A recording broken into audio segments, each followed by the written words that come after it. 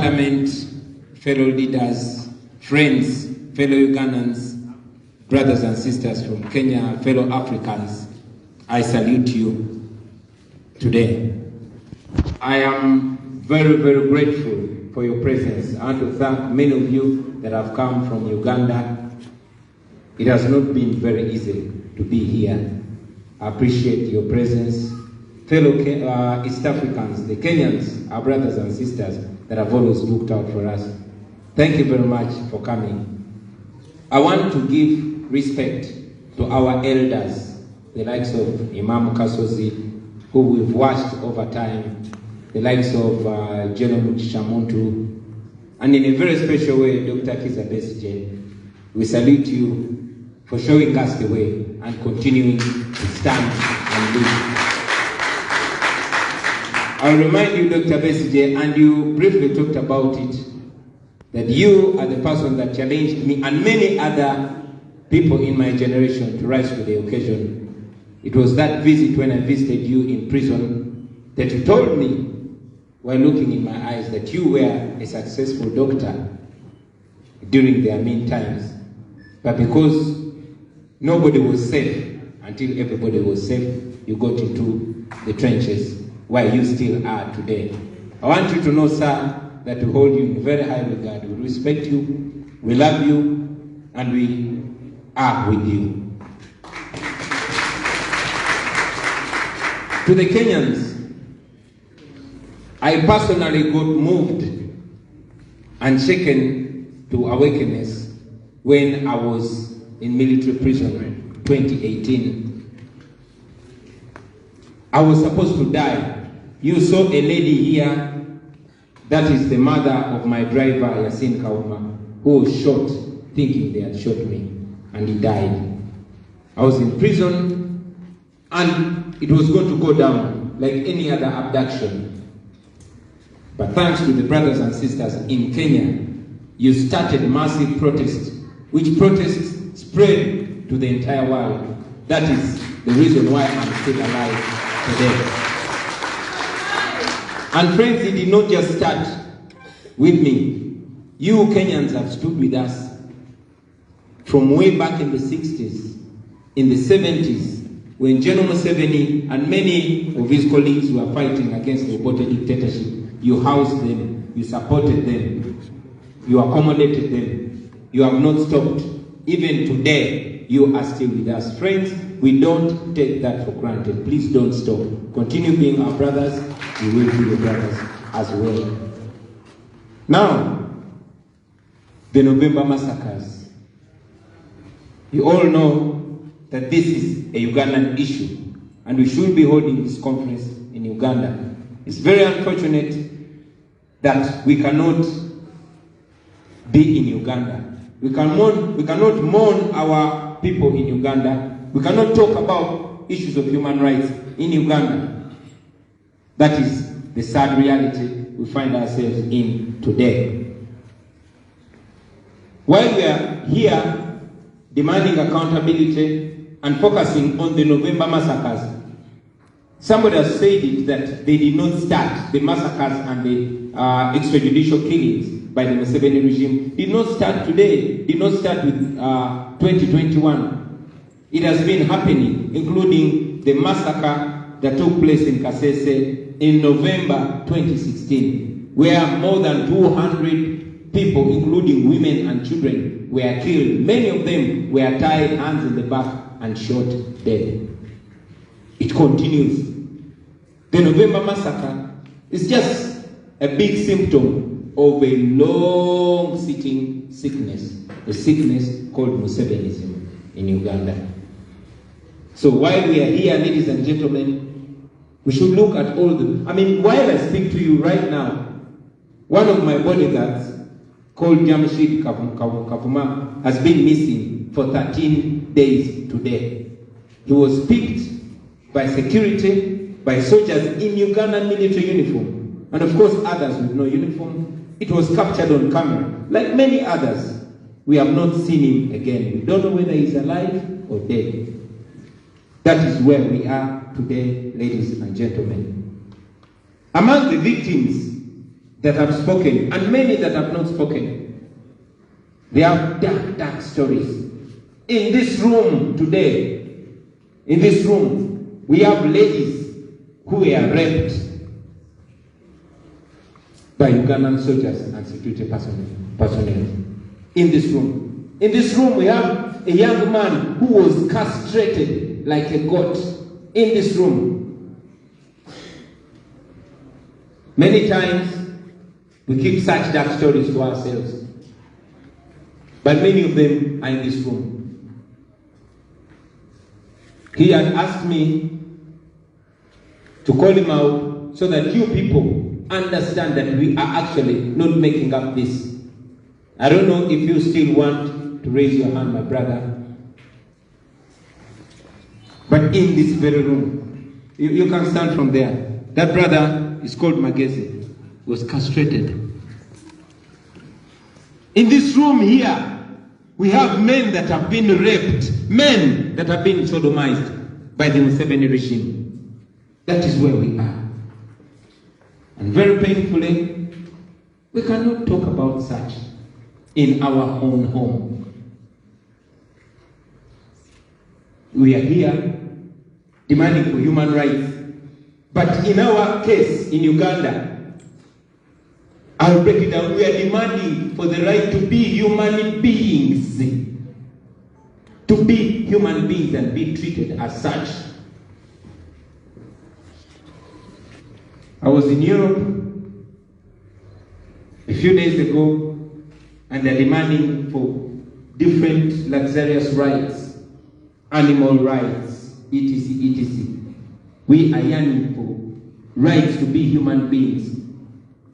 Rights for which more than 500,000 of our mothers, fathers, and relatives were killed with a promise of a return for the rule of law, return for respect for human rights, and the same. So we are here today, ladies and gentlemen.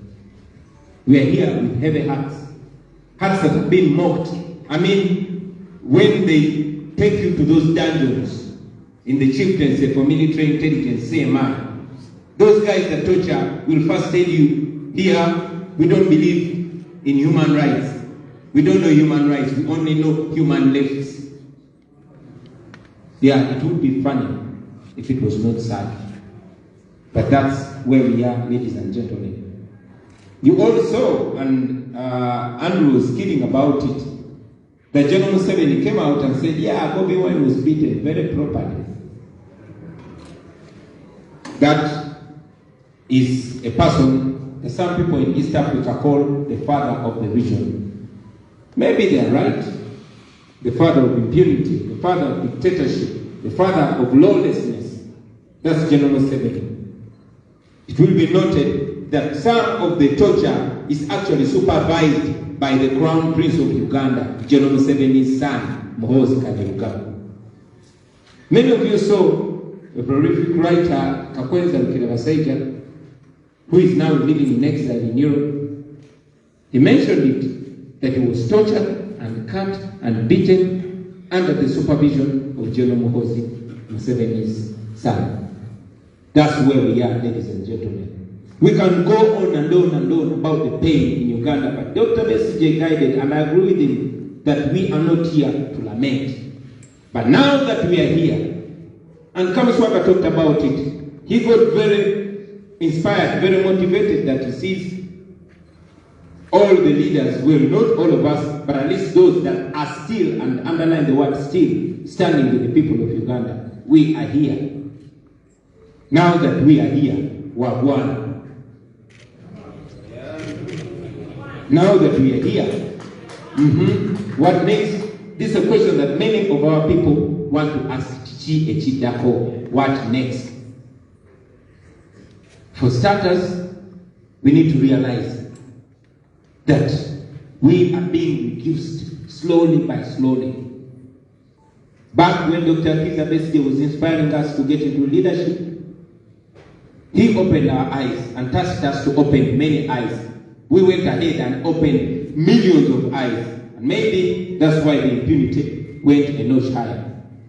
But now that we are here, And we know that millions of eyes are open back home and all over East Africa. What next? So much can be said. This conference alone cannot be enough. But at least if there's anything to get from this conference, let it flash a light where we are coming from, and that light will bounce back and show us where we're going. Because the farther back you look is the farther in front you will see. The Honorable Matthias Mpuga reminded us about the Moshi conference. During the days, it was so tough that they could not meet in Uganda. They had to meet in Tanzania. A few years ago, still under Museveni, we would meet in Uganda. Now we can no longer meet in Uganda. We are meeting here in Kenya. How sure are we that next year, because Dr. Besigye wants us to meet in Uganda, but how sure are we that next year we will still be able to meet here in Kenya? We might have to meet a little further, maybe in Zambia or even in Europe, if we just sit and do nothing.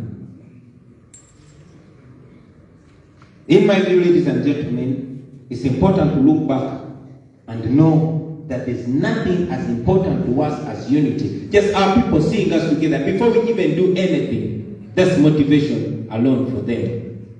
Of course, that's just a starting point. So much we can do, but the first step is coming together. On the 24th up to 26th of March 1979, Ugandans met in Tanzania in the Moshi Conference. Among those leaders was Obote. He had a group he was leading. There was, who else? There was John Barije. He had a group that he was leading. There was Yoweri Museveni. He had a group that he was leading. And there was a gentleman called Pojok. He also had a group that he was leading. It's unfortunate that just after the Moshi conference, they went back home and they got reduced to their own groupings. They got divided. They got united. And yes, with that unity, they were able to remove the Amin dictatorship. Unity put an end to the Amin regime. But they did not notice that that unity had to go even a little bit deeper.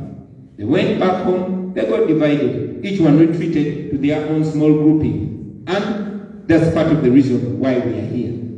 I pray that that gives us time, because 43 years later, this is probably one of the likes of the Moshi conference. But if there's anything to gain from here, is the unity. So that when we go back home, we don't look at this as meet up and taking pictures and that's the end of it. But let it be the glue that binds us. And let it also be a testament to our Kenyan brothers and sisters that have stood for and with us to stick together. I'm speaking, and yet I did a party. But I'll tell you that realistically, there are no political parties in Uganda. You cannot claim to be a political party when you cannot even organize, when you cannot even carry out party activities. Yes, we find ourselves fighting within the opposition. But a deep thinker will shock you to tell you that you cannot claim to have an opposition in Uganda. There's no opposition and there's no government. There's just one group of oppressors oppressing all of us. Only that the oppressors have proved a little smarter. They are more united than we, the oppressed. They are united in their impunity. So it's important, ladies and gentlemen, that we look at that unity, build on it, and that unity will benefit Ugandans. When we come together, it's for the benefit. These people, these torture survivors that have been here, they are, in my view, a representation of Ugandans. None of these victims was running for any position of office. No, they were supporting us. That's what they faced. And like David Lewis has mentioned it, these are just a few cases that we can show. Otherwise, many of them are even too threatened. They are too scared to even speak out. So now that we are here, ladies and gentlemen, let's capitalize on that unity. Let's build on that unity. Fellow leaders, let us put country before self, like General Moto always guides us. Our country should be bigger than us, and the pain of our people. If there's nothing, that should unite us, ladies and gentlemen. As I conclude, I want to ask us to stick to the values and not sell out. I'll say that again. Let us stick to the values and not sell out. Besides using violence, General Museveni buys our people. You've seen leaders that once upon a time respected selling out. So the pain of our people should guide us to know that a lot of sacrifice has been made. And let us just return the favor by standing by those values for which we convinced them to get into that trouble, and they are still standing. Let me ask all of us to major on majors. Our major focus and fight is freedom. We should fight to be free. Otherwise, we will not be different from prisoners that are fighting for who is going to be the one serving the portion and the porridge. Let us fight and free ourselves from this prison called Uganda, and go into a new Uganda where all of us are going to be free and equal before and under the law. To our Kenyan brothers and friends, we thank you. To the Kenyan leaders, and yes, also the citizens, please resist Museveni and Musevenism. I say it again, please Kenyans, refuse and resist Musevenism. You have seen, and we told you, and we are continuing to see. We want to be able to come and say these things from a neighboring country. And this kind of freedom, I mean, Kenya, you are certainly not where you want to be, but you are where many of us dream to reach.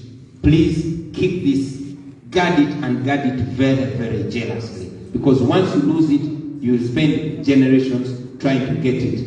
To the media, Kenyan media, please keep shining the light on our plight. While we appreciate the Ugandan media, you'll agree with me that it has largely been silenced. We depend so much on social media, and as you know, Facebook is banned in Uganda. Why? Because General Museveni doesn't like it. So, for the media, please keep highlighting our plight. Show the world what is going on in Uganda. That is helpful a great deal. Many of us are still alive because of that weapon called the camera. It is very, very powerful. Please, mutuberemo. That's a slang back in the ghetto. That means, watch us, don't take your eyes off us, please. And finally, to the international community, we use every opportunity to call out the international community, and I want to do the same right now. You are the people that are propping up monsters in Africa. Idi Amin was supported by you majorly until you got tired of him. Mugabe was supported by you until you got tired of him. My question is, haven't you gotten tired of Museveni yet? When Mugabe did to the people of Zimbabwe what Museveni is doing to the people of Uganda, you sanctioned him. When Taylor did the same, you sanctioned him. When Saddam did the same, you sanctioned him. Why are you still hobnobbing with the dictator called Museveni? Please, the international community, stop sponsoring our terror. Stop sponsoring our oppression. Stop being partners in crime. Thank you very much for God and my country.